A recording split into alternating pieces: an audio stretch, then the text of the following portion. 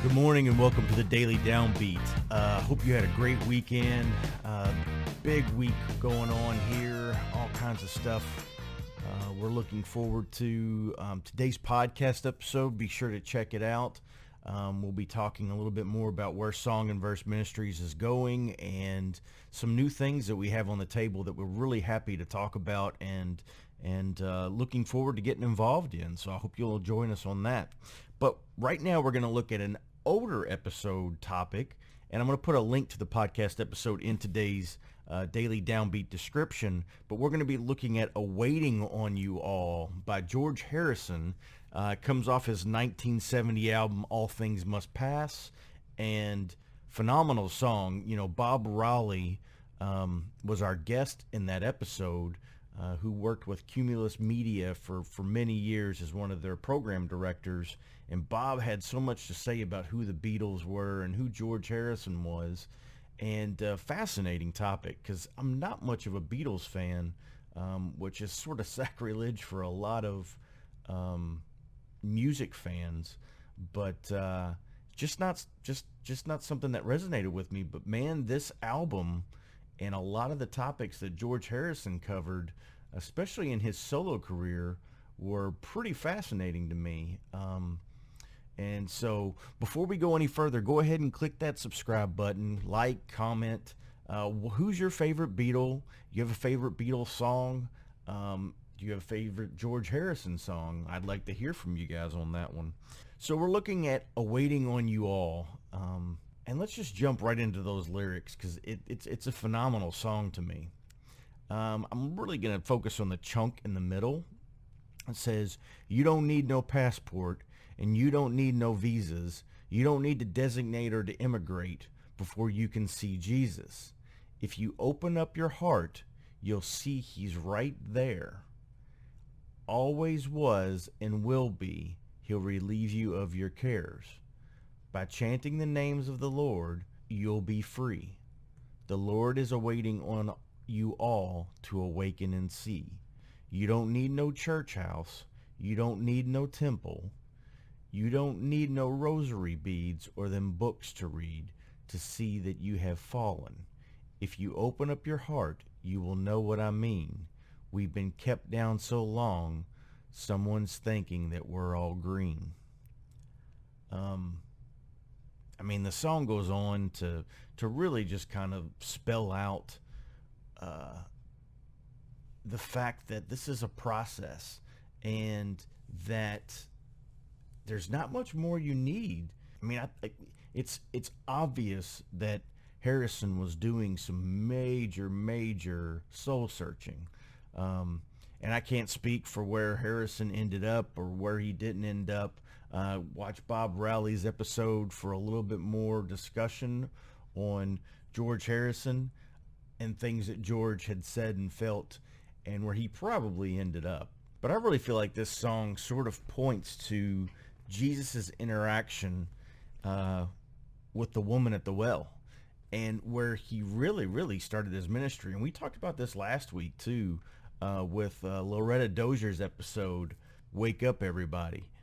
In that episode, she talked about the first meeting for Dove Bible Club that really talked about the woman at the well and Jesus's ministry starting with her, and all of those things about her that the Jewish community and that whole time frame would have, not understood or looked down upon in some ways. The fact that she was a woman, the fact that she was from Samaria, the fact that she was adulterous.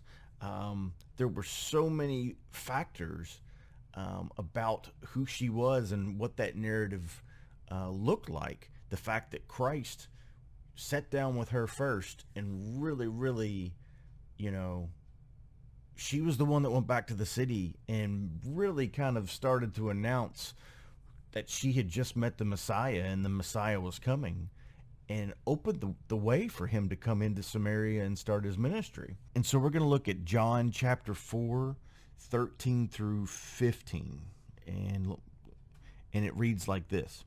Jesus answered, "Everyone who drinks this water will be thirsty again, but whoever drinks the water I give them will never thirst. Indeed, the water I give them will become in them a spring of water welling up to eternal life." The woman said to him, "Sir, give me this water so that I won't get thirsty and have to keep coming here to draw water."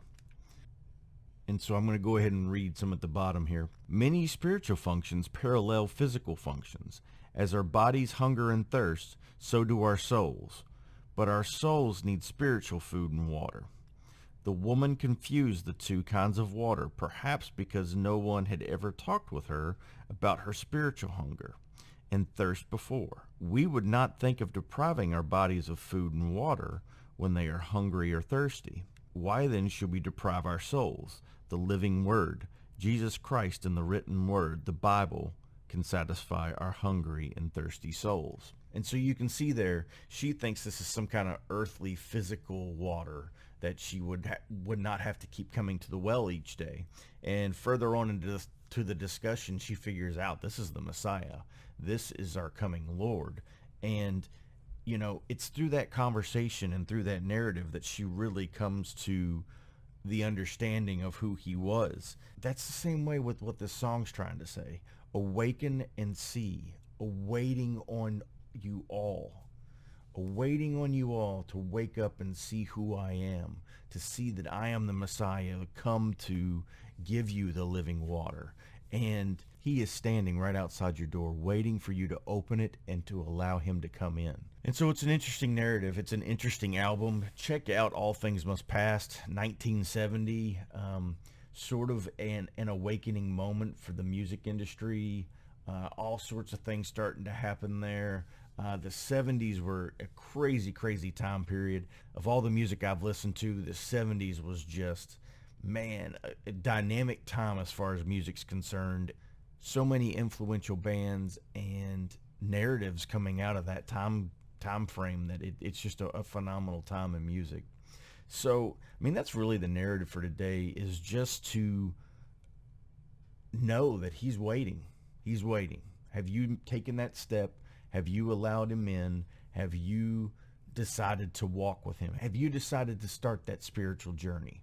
Have you decided to open the door and allow him into your heart? Or do you still have a wall up? Is he still waiting on you? And when are you going to see that all it takes is an open mind and an open heart to begin the most awesome journey you can ever imagine in this life? Just some things to think about today. You may already be there. You may have already stepped out in faith. You may be moving. You may have stalled a little bit. Maybe now's the time to take that step back out into the arena and walk a little bit further out in faith. You know, when I say these things, they're always pointing at my heart and tugging at me as well. There's so many things that we could be doing in so many different directions that we should be walking in, but they all need to be pointing towards him, and our eyes have to stay focused on him. So that's it for today. I hope you guys are doing well. Monday morning, let's get through it, drink a couple cups of coffee, and get out the door and get ourselves moving. So you can take this all to the bank. We will catch you tomorrow. You guys take care.